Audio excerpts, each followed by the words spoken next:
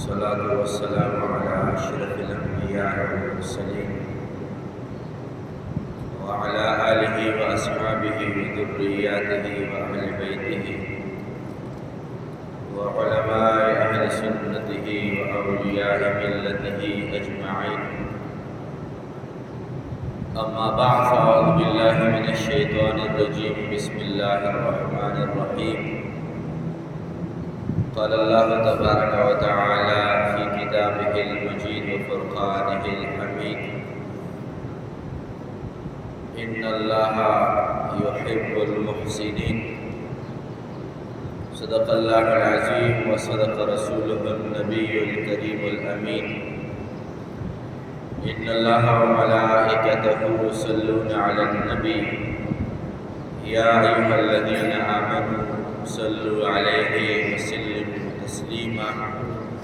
اللهم صل على سيدنا ونبينا وكريمنا وحبيبنا ومحبوبنا ومأوانا وملجانا محمد وبارك وسلم عليه. الصلاة والسلام عليك يا سيدي يا رسول الله. الصلاة والسلام عليك يا سيدي يا حبيب الله. الصلاة والسلام عليك يا سيدي يا إمام المتقين، وعلى آلك وأصحابك يا سيدي يا مرشدي يا محبوب رب العالمين. رب العزال خالق کائنات رب ذوالجلال بدغی مبارک اور رسمات دے زمو استاسو دا حاضری دا لیدل اوریدل ویل بخبل عظیم بارگاہ کے قبول مقبول و منظور فرمائی. اور رب العزال خالق کائنات رب ذوالجلال زمو استاسو دا دین پاک دا دین متین زدکڑا و باقی باندے مقبول شو عمل زمو استاسو نصیب فرمائی. تو قرآن کریم فرقان حمید دا یو آیات کریمہ آخری حصے نا ما دا حصے دا تلاوت شرف حاصل کو. اللہ کریم خالق کائنات دا مستاسو دا دین اسلام دا قرآن کریم رنا و خبلا و برکت بدوار جہان بعد نصیب فرمائی. اللہ کریم خالق کائنات قرآن کریم کی فرمائی: ان اللہ یحب المحسنین. اللہ کریم فرمائی چھے زدہ و خلق و سرمینہ اور محبت اور پیار کو چھے کم خلق احسان کون کی خلق دے. علماء کرام دغی محسنین لفظ چھے محسن چاہتا ویلشی دغی پا مختلف و اڑخونو باندے دا حدیث و مبارکاو دا روایات و پا تناظر کے مختلف معناگاں نکلی دی. چھے محسنین احسان کون کے سوک کے دیشی. محسن انسان سوک دے. اور علماء کرام پختو و اردو کے دا نیکوکار اور دا نیکے کو ان کی معنی کئی. نیکوکار سوک دے، منچ سوک گئی ہم نیکوکار دے، زکاة چی سوک ورگئی ہم نیکوکار دے، جمعہ مند چی سوک راخلی دی و راضی دام نیکوکار دے، دا اللہ پاک ذکر اسکار و یاد کئی دام نیکوکار دے. چی سمرا عبادات تاسو بخبل جوان کے راوستی دی او یا الحمدللہ راضی او یا کم سیستمونگا عبادت وائیو دا ٹول دا نیکوکارے او دا نیکے اعمال دی. خویات ساتے پا دغی محسنین پا دغی لفظ کے علماء کرام دغی ٹولو معناگانو سرا یو معنی دا ہم کڑے دا چھے دا بزمون دا نند خطاب زیر بحث معنی و تفصیل بھی چھے نیکوکار چاہتا ویلیشی چھے تاثر چوک بدعو کی حد الامکان تو سر یا بدعو نکی او یا حد الامکان د بدو په ځای باندې تو سره ښېګڼه وکړي. دا دوه معناګانې دي. اصل کې درې صورتونه کېدی شي او که چېرې په تفصیل باندې لاړ شو څلورم صورت هم مونږ او تاسو په هغې باندې غور کولی شو. هغه دا یو کس دی او تا سره یې بدي وکړه، زیاتی یې وکړو. هسې یو مثال عرض کوم، په یو مرله نیمه مرله ځمکه درنه کېناستو یا په یو ځای کې د ستا هغه بېعزتي وکړه، چېرته څوک څپېړه راغله. د دې څلور صورتونه دي. یو صورت یې دا ده چې ناروا دی، چې څوک یې درله درکړو ته یې په چاقو باندې وهې، هغې نه اضافي سزا وله ورکړې. په یو ځای کې درنه په یو مرله ځمکه باندې ناست دی، په بل ځای کې په یو جیرب باندې ته ترېنه ناست دی. یو دا د هغه د زیاتې جواب ورکول په دې صورت باندې وي. دویم نمبر صورت دا دی چې تا سره یې څه کړي دي هماغه ورسره وکړې، دا یې بدله ده. په دې باندې مؤاخذه نشته، نه به درته سزا ملاویږي او نه به درته اجر ملاویږي. سزا به ځکه نه ملاویږي چې د سوک په ځای د سوک ورکړو، څپېړې په ځای د څپېړه ورکړه. یو مرله ځمکه باندې ناست دی، په یو مرله ځمکه ترې نیولې ده. دا یو مکافات دی چې څه یې در سره کړي هغه یې در سره وکړل. نو دې اجر خو ځکه نشته چې صبر ده ونه کړو او زیاته یې ده ونه کړو، نو د هغې سزا نشته. دوستانو دغې دواړو صورتونو نه علاوه دوه صورتونه نور دي چې خدای پاک د موږ ستاسو نه د دغې دوو څیزونو یو قسمه هیله ساتي. خدای پاک مطالبه کوي د بندګان نه، او هغه دا چې څوک در سره زیاتی وکړي کوشش دا وکړه چې ته یې معاف کړې. زیاتی څپېړه درته درکړه او درته وایي زه مړه دا به د وسو ما طرف نه ته الله دپاره معاف وې. یو ځای کې درته دوه درې تورې سپینې درته وویلې، زما څه کم شي، نه مو په عزت کې کمی راځي، نو په لاسو بدنو په مال و دولت کې کمی راځي. څه راته وویل، بس ته پوه شه او الله پوه شه، ما طرف نه معاف وې. یو صورت دا دی او دا محمود صورت دی. په دې باندې به رب ذوالجلال درته اجر درکوي. په دغې باندې به رب ذوالجلال د دواړو جهانو برکتونه درکوي درته. و هغې وجه څه ده؟ هغې وجه دا ده هسې هټ کر د تې نه ما او تا د خدای پاک څومره مجرمان یو. ټیک ده که نه؟ د سهار نه واخله تر شپې اوده کېدو پورې په یو ورځ کې څومره جرمونه کوو، خو زړه کې مو څه اراده وي چې مړه کېدی شي ما الله معاف کړي. سره د دې نه چې هر څه مونږ کوو، خو بیا هم دا یو امید و تمنا ساتو چې کېدی شي چې مونږ الله پاک معاف کړي. همدا تصور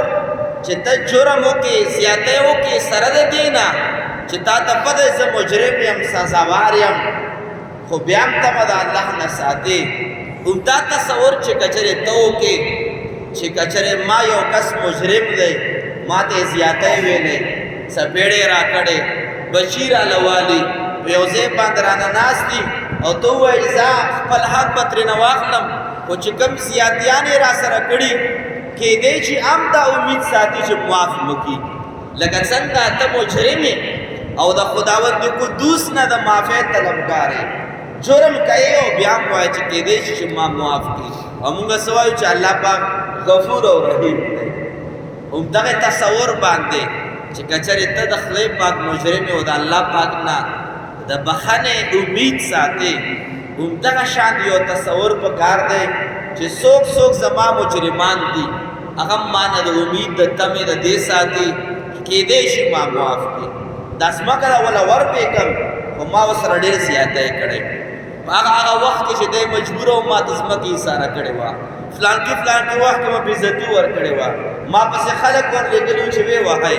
دا ټولې خبرې دی تصور کې ساتي چې کېدی شي دا خپل حق وله ورکړم ما معاف کړي. نو دا تصور هغه ساتي ته د رب نه د بخښنې تصور ساتي نو که چېرې ته دا وایې چې سره د جرمه ما الله معاف کړي سره د جرمه ما الله معاف کړي نو د سره د جرمه بندگان معاف کا رب العالمین به تا معاف کړي تو دریم نمبر چې کوم صورت دی دا د الله تبارک وتعالی د بندگانو نه مطلوب دی چې کله بنده د چا سره کمی زیاتی وکړي او هغه دا تمه لري چې کیدای شي چې ما معاف کړي او داسې نه ده زما مجرمان به دوه درې کسه وي زه به هم د یو څو کسانو مجرم وم ضروري خو نه ده چې زه فرشته یم ما سره هم دوه درېو کسانو کمی زیاتی کړی وي دوه درېو به ما د نورو سره هم کړی وي که چېرې ته دا غواړې چې ما هغه کسان معاف کړي چې زه د چا مجرم یم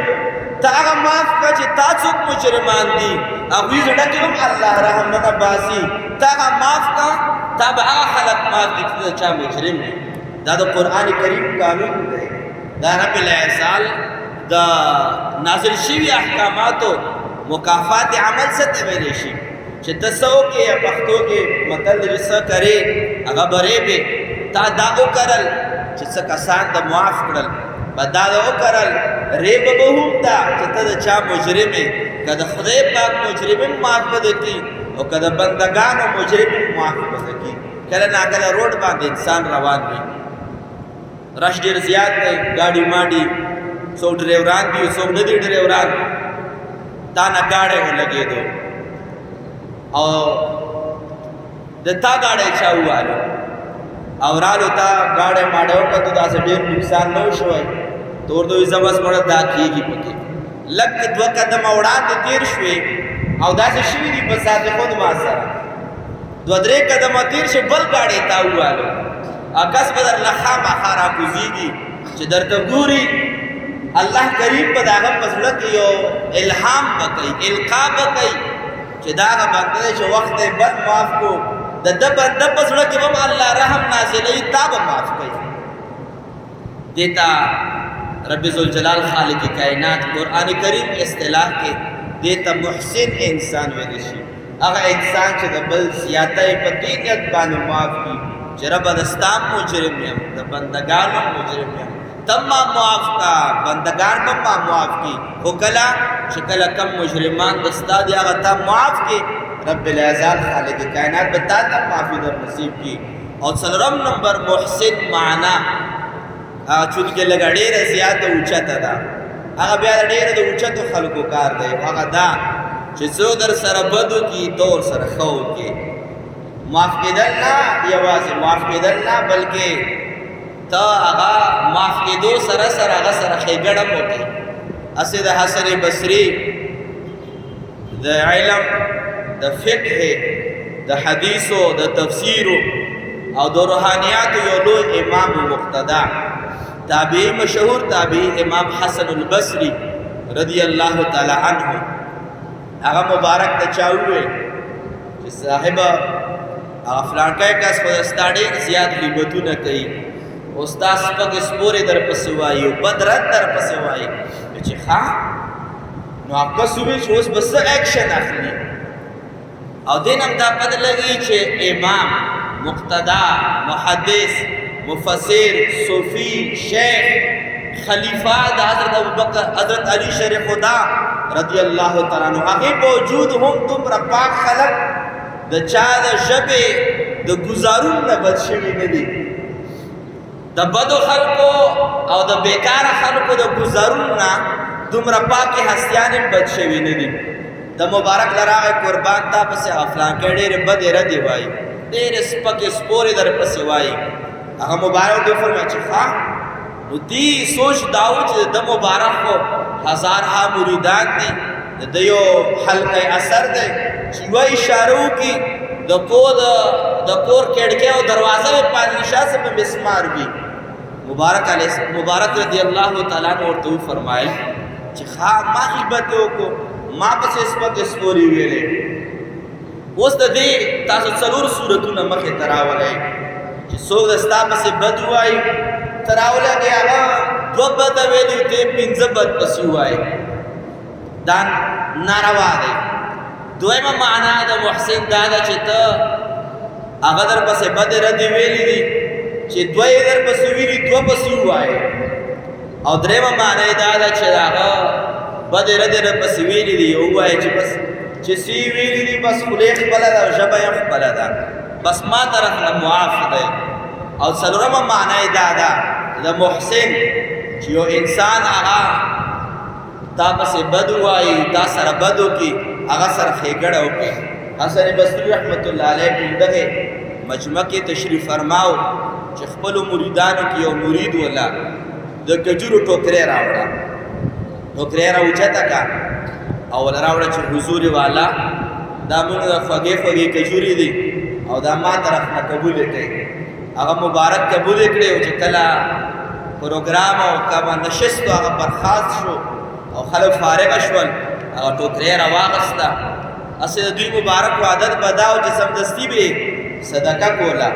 خو مریدان او شاګردان هم داسې چې کله به تقسیمېږي خو هغه مبارک هغه ټوکرې همغه شان د ځان سره کېښوده چې کله مجلس برخاست شو د مبارک ټوکرې راواغسته چې چا باره کې ورته ویلی شي چې ده ستا بدي ویله بد ردې در پسې بیان کړل سپکې سپورې در پسې ویلې هغه دا کجورو ټوکرې راواغسته هغه کس یې پېژندو کور یې پېژندو دروازه یې په وټکوله چې کله یې کولاو کړه نو هغه داسې ویرېدو چې خامخا چا به ورته ویلي وي چې ده د غیبتونه کړي سپکې سپورې در پسې ویلي دي هغه دروازه کولاوېدو سره هغه باندې یو هیبت راغی او اسې د نیکانو خلکو د هغه یو وجاهت وي یو روب وي یو دبدبه وي د هغه دروازې ته ودرېدل هغه ځان دپاره لږ حیران کن وګڼل چې کله کجورو ټوکرې ورته ورکړه چې حضور والا دا د ستاسو نه په تحفه کې راوړه هغه په خپله اقرار وکړو چې قربان ما خو تاسو غیبت کړی او سپکې مې در پسې ویلو او تاسو ماله تحفه راوړئ چې تحفه مې درله ځکه راوړه حضرت چې تا ماله نیکیانې راکړې نو زه ووایه چې تا ما سره ښېګړه وکړه زه هم در سره ښېګړه کوم او ورته عرض کوي ما در سره څه ښېګړه کړې ما خو تا پسې بد رد وویله چې نه نه ښېګړه تا را سره دا وکړه چې تا د ما د غیبت او د بدو سپکو بیانولو په صورت کې چې کله د ما سپکې تا بیان کړې الله پاک د ستا نیکیانې ما په اعمالو کې داخلې کړې نو تا ما سره نیکي وکړه په هغه اعمالو باندې ستړی ته وې په هغې اعمالو باندې خولې تا ویستې دي په هغې اعمالو باندې مشقت تا کړی دی او هغه تکلیف دی اعمالو ثواب الله پاک مال راکړو نو زه هم در سره احسان کوم او دا کجورې په خپل دربار کې قبولې کړه چې هغه کجورې کله قبولې کړې هغه باندې یو هیبت لګي هغه باندې یو دهشت راځي او په سوچ کې پرېوتو چې داسې خلک هم په ځمکه باندې شته چې مونږ یې په کاڼو باندې ولو هغه مونږ په ګلانو باندې ولو مونږ پسې سپکې وایو سپورې وایو غیبتونه پسې کوو هغه مونږ له کور له او دروازې له کجور راوړي ځکه اوس رب ذوالجلال خالق کائنات ارشاد فرمایي ان الله یحب المحسنین رب العزال خالق کائنات د نیکوکارو احسان کوونکو خلکو سره محبت کوي او چې کم څلور صورتونه ما ذکر کړل په هغې کې مطلوب د دغې آیات همدغه دی چې څوک در سره بد وکړي ته یې معاف کا او که چېرې تا سره څوک بد وکړي اعلی مرتبه دا ده چې ته ورسره ښېګړه وکړه او داسې خلک په ځمکه باندې شته دی حضور مبارک موږ ته ټول تعلیمات پرېښودي دي حضور مبارک خلکو پسې څه کول حضور مبارک زندګي د دغې ټولو خبرو نه ډکه ده چې حضور مبارک زندګي هم دا وه په طایف کې ګزارونه اورېدل په طایف کې د حضور مبارک د سر مبارک وینې پڼو ته راغلې خو چې کله جبریل علیه السلام راځي او عرض کوي یا رسول الله عرض کوي یا رسول الله تاسو حکم فرمائے رب العزال فرمائی چې دا کم ظالم قوم دی تاسو حکم فرمائی چې دا دواړو غرونو کې دا میده میده کو ټوکړي ټوکړي کو او د بره نه غرونه پر ګزار کم حضور مبارک عرض کوي یا جبریل اے جبریل علیه السلام زه رب العزال د هدایت لپاره رالیږلی یم زه محتاج نبی یم زه مهدا نبی یم او زه به دا دعا کوم دغې خلکو دپاره که دا کم خلک په ما باندې ګزارونه کوي دا نه پوهېږي چې زه د الله نبی یم کیدای شي دوی په اولاد کې داسې بچي پیدا شي چې هغه ما ومني چې دا د الله نبی دی نبی پاک مبارک باندې د کاڼو ګزارونه کېدل حضور مبارک رحمت للعالمین د رحمت دعاګانې دې ته احسان ویلی شي دې ته محسن ویلی شي د دغه ټولو خبرو په تناظر کې خپلې خبرې په ضایع کول نه غواړم، خو هسې اشارتن عرض کول غواړم چې دا څو ورځې ملکي کم حالات تېر شول، که ملکي حالات تېر شول د قرآن کریم د آیاتونو مبارکو په تناظر کې چې څوک د چا سره څه کوي، او دا خبر اول نه یاد ساتئ، د چا د پارټۍ او د چا د شخصیت یا د چا د لیډر هیڅ چا متعلق هم څه د چا حامی نه یم او نه د چا فیور کوم، څه کبان ړانده دي او څه اوبه خړي دي، څوک د دغې خبرې لایق نه دي چې په منبر رسول باندې د چا تعریفونه بیان کړم، نه د چا دپاره مردباد وایو نه د چا دپاره زنده‌باد وایو، خو دا خبره ضرور کوو چې تو دین و تو دان کما تو دین و تو دان، چې څه کرې هغه برې به، چې څه انسان مخکې د څوک د چا سره وکړي همغه به در سره کېږي، اوس د چا سره څه وکړل بیا به در سره کېږي، او په همدغې لنجو کونجو کې مسله څه جوړه شي، مسله مونږ عوامو ته جوړه شي. کم لیډر پکې مړ شو، کم لیډر پکې د دغې دنیا نه لاړو، څو پکې مړه شول، زمونږ ستاسو وروڼه پکې مړه شول، زمونږ ستاسو بهیګان پکې مړه شول، د چا وینې توی شوې، د عوامو وینې توی شوې، د چا ګاډي وسوځېدل، د عوامو ګاډي وسوځېدل، د چا کورونه خراب شول، د عوامو کورونه خراب شول، د چا املاک ته نقصان ورسېدو، د عوامو املاک ته نقصان ورسېدو. په دې بنیاد باندې عرض کول غواړم او په دې اواز باندې زه مشرانو ته دا اواز کول غواړم چې برای کرم الله د رضا دپاره عوام مه تباه کوئ. په خپل چې کم چرګان دي، کم چرګانو سره جګړه شي په منځ کې نور کسانو نور چرګ او چرګان ورشي، هغې ته هم ټونګې خلک ورچوي، هغوی په خپل منځ کې چرګان دي، یو بل به سره وهي، خو لیکن زموږ ستاسو عوامو نقصان دی. او عوامو نقصان ولې دی؟ یاد ساتئ خدای پاک ظالم نه دی، خدای پاک زورور نه دی، عوامو نقصان دام د خپل د لاسه دی. ما او تا په خپله باندې نقصان کو، ما او تا په خپله باندې ځان وژنو، که یو طرف ته هم مسلمان دی، که بل طرف ته هم مسلمان دی، یو طرف ته هم ځان ته غټ لیډر وایي، بل طرف ته هم ځان ته غټ حکمران وایي، زور او زیاتی چا لره دی؟ مونږ غریب عوامو لره دی. په دې سره مهنګایي راځي، په دې سره ډالر اسمان سره بیا خبرې کوي، په دې سره په وړو او په خور د نوش اشیاو کې اسمان سره د هغې قیمتونه خبرې کوي. دا ظلم او زیاتی چې دا د ټول د حکمرانانو دی. یو کس ته اقتدار ملاو شي د بل نه خولي وباسي، بیا بل ته اقتدار ملاو شي د بل نه خولي وباسي او زور او انتقام ترېنه اخلي، او ټول زیاتی د چا سره کېږي؟ دا د عوام الناسو سره کېږي. عوام الناسو سره ولې کېږي؟ دوی په خپله باندې ځان سره کوي. عجیبه تصور دی زمونږ د عوامو چې څوک ورته څه وایي ووټ د هغه پسې ګزاروي، څوک ورته څه وایي ووټ د هغه پسې ګزاروي. یاد ساتئ عوامو په خپله باندې خپل ګریوان ته لاس اچولی دی. خو که چېرې قرآن کریم فرقان حمید په آیاتونو مبارکو باندې مونږه مختصر غوندې یو علمي نظر وساتو، یاد ساتئ قرآن فرمایي زه د هغه انسان سره مینه ساتم، محبت ساتم چې کم انسان سره بد وشي ته یې معاف کا. الله فرمایي هغه انسان سره مینه ساتم چې کم انسان سره بد وشي ته ورسره ښېګڼه وکړه. دا معاملات او دا احکامات که چېرې معاشرت کې نافذ شول، یاد ساتئ هېڅکله به مینه توی نه شي، هېڅکله به هم د چا پراپرټي تباه نه شي، هېڅکله هم د عوامو املاک چې دا تباه نه شي. خو کله چې کله د رب العزال خالق کائنات په پاکو تعلیماتو باندې انسان د عمل کولو کوشش وکړي. دوستانو خبرې اترې ډېرې زیات دي، خو رب العزال خالق کائنات دغې آیات مبارک په تناظر کې که انسان ګنټو ګنټو خبرې وکړي، حضور مبارک ته چې کله جبریل علیه السلام د سړي په صورت کې راغی، د بشر په صورت کې راغی، حضور مبارک نه پوښتنه کوي مل احسان، احسان څه ته ویلی شي؟ هغه احسان د دغې آیات کریمه په تناظر کې حدیث مبارک د احسان یو بلې معنی طرف ته د مسلمانانو رهنمایي کوي. حضور مبارک ته جبریل علیه السلام فرمایي یا رسول الله احسان دې ته ویلی شي چې ته د خدای پاک داسې عبادت وکړې چې ته په عبادت کې دا تصور راولې چې زه خپل رب وینم، او که چېرې دا تصور نشي ساتلی چې زه د خدای پاک په بندګۍ کې خدای پاک وینم، کم از کم دا تصور خو ضرور ساته چې د خدای پاک بندگی کوما زه ډېر قاصر یم رب خو نشم لیدی خو دا تصور خو ضرور کوه چې زه به بندګۍ کې مصروف یم رب زما ویني زه رب خو نشم لیدی زما سترګې کاثرې دي زما عقل کې فتور دی غوږونو په علم او په عمل کې زما حد درجې نقصان دی زه خو رب نشم لیدی خو دا تصور به ضرور ساتي احسان معنی دا ده چې ما رب ویني ما رب ویني د یو احسان معنی دا ده که چېرې مونږ دا ووایو چې دا څه په ملک کې روان دي دا څه په ملک کې کېږي لګیا دي د خپلې پارټۍ دپاره د خپلو لیډرانو دپاره او که هغه ښي طرف ته خلک دي که هغه ګس طرف ته خلک دي که هغه هر څوک دي د هر چا مراد او مطلوب دا دی چې زه ومنلی شم د هر چا مقصد دا دی چې ما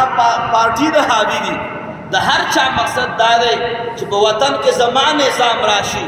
د هر چا مطلوب دا دی چې نغمې د ما خلق واوري او ووایي د هر چا مطلوب دا دی چې وزیر اعظم د زه شم یاد ساتئ احسان معنی دا ده چې هر مسلمان به دا تصور ساتي چې که رب زه نه وینم هر وخت ما رب ویني په هر لحظه لحظه باندې رب العزال زما د اعمالو ملاحظه کوي په ذره ذره باندې په سیکنډ سیکنډ باندې رب العزال ما ویني زما اعمال ویني زما کردار ویني سوشل میډیا باندې راشي او خبرې اترې کوي چې داسې او داسې او په شا باندې چې څه ویلې شوي دي هغه تاسو ته نه ښکاره کوي سوشل میډیا باندې په ټي وي باندې په پریس کلب چې کله دوی پریس کانفرنس کوي یاد ساتئ د هغه خبرې بیانوي چې ما او تعالی دوکه راکوي په شا باندې هغه څه بیانېږي چې هغه د خپل مشن مطابق وي هغه د عوامو دپاره نه وي هغه خبرې د عوامو د ضد دپاره وي د عوامو د ظلم دپاره وي ستم دپاره وي د خپلې منمانۍ دپاره وي د خپلو سیټونو دپاره وي خپل وزارتونو دپاره وي که هغه عامي دی او که ملا دی او که هغه هر څوک دی په شا باندې نور څه روان دي مخامخ څه نور څه بیانېږي یاد ساتئ احسان یو معنی دا ده چې رب العالمین ته هر وخت ویني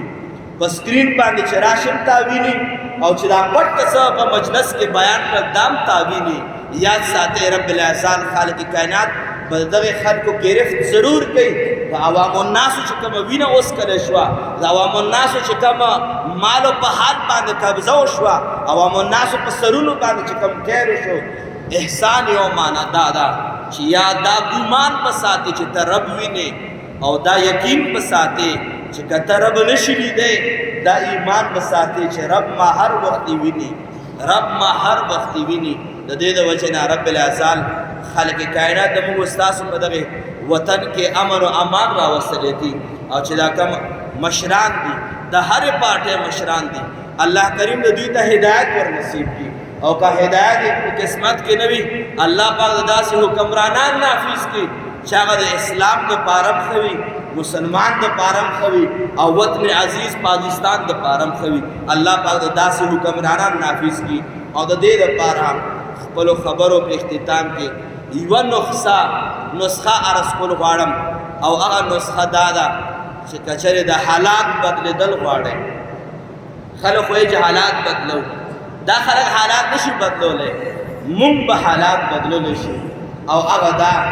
چې هر څوک ګریوان کې سوچو کې د یو بل نه زیات د خدای پاک باغیان یو د خدای پاک نافرمانیان یو د خدای پاک څومره نافرمانیان هم کړي دي یو څه زمونږ وطن بدلولی شي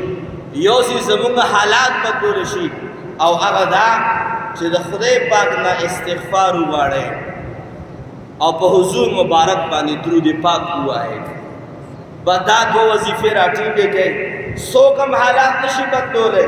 چې څوک پورې ما تا خپل حالت نه بدل کړی او د ما او ستا حالت د ګناهونو حالت دی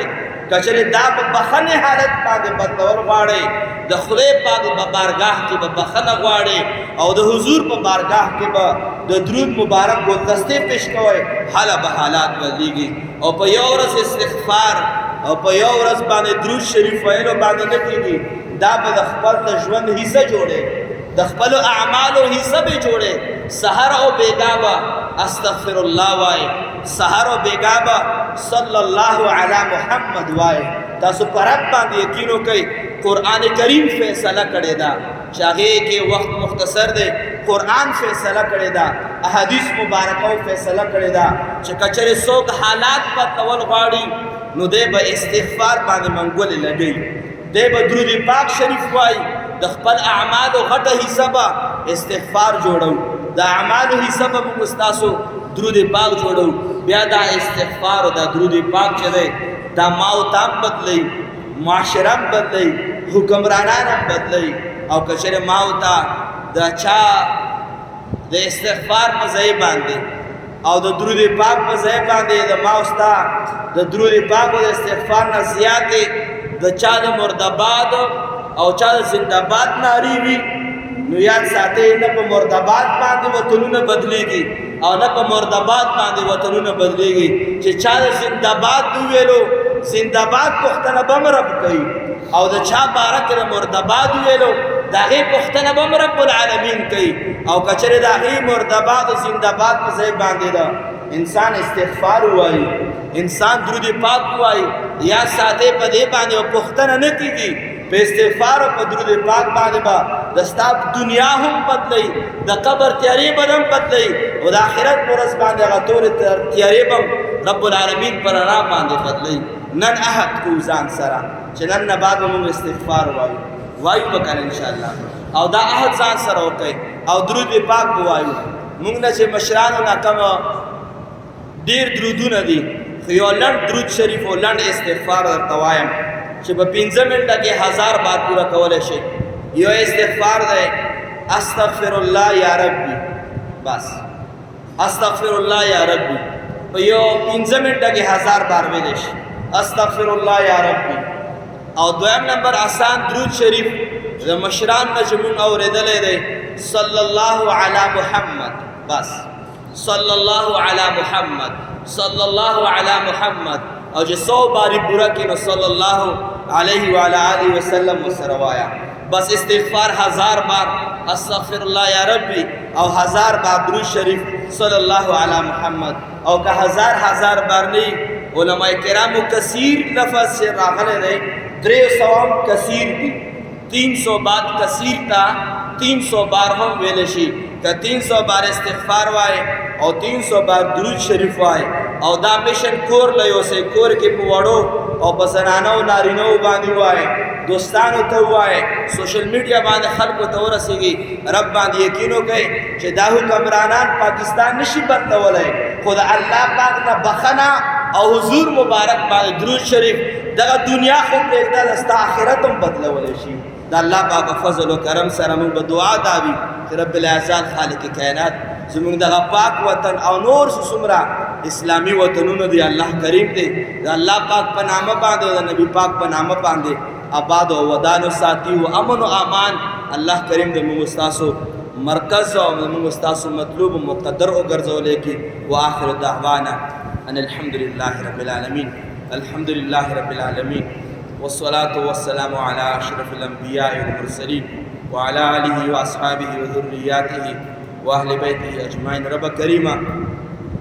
دغه دوه درې خبرې وشوې. خدای پاکه تا او خلکو سره مینه کوي چې څوک خلکو ته معافي کوي، تا او خلکو سره مینه کوي چې څوک ورسره زیاتی وکړي